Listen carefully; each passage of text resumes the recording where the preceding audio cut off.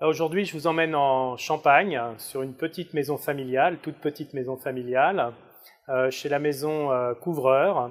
Donc, ce sont les fils aujourd'hui qui reprennent la maison, mais le père est toujours là et très attentif au travail qui est effectué par les deux fils. Et les deux fils travaillent différemment, c'est-à-dire que il y en a un qui aime beaucoup, Rémi aime beaucoup travailler sur les cépages classiques de la montagne de Reims, c'est-à-dire les pinots noirs et les pinots meuniers.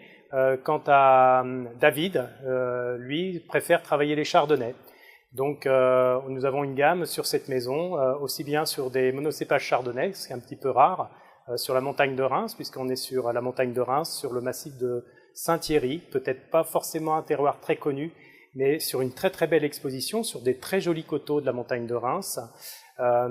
Et là, nous allons aller sur leur champagne tradition, donc où nous sommes sur une base de grand millésime, puisque la base est sur 2009 pour 5% et 95% sur 2010, deux très grands millésimes.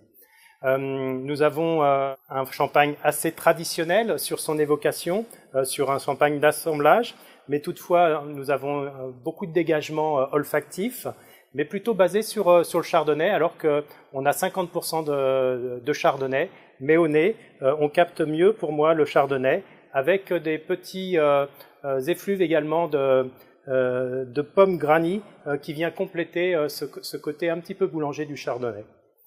Alors ce qu'on constate sur ce champagne, c'est que la bulle est très très fine, marque de qualité souvent sur les champagnes. Donc joli gras sur ce champagne, une belle acidité également, c'est beaucoup de fraîcheur, le chardonnay est effectivement bien en expression, avec des compléments de puissance qu'amène le pinot noir, puisque nous avons 40% de pinot noir et 10% de meunier également, pinot meunier sur cette cuvée. J'aime beaucoup l'entrée en bouche de ce champagne, il est très crémeux, assez aérien, la bulle effectivement qu'on pouvait perceptiblement voir fine est très très fine en bouche.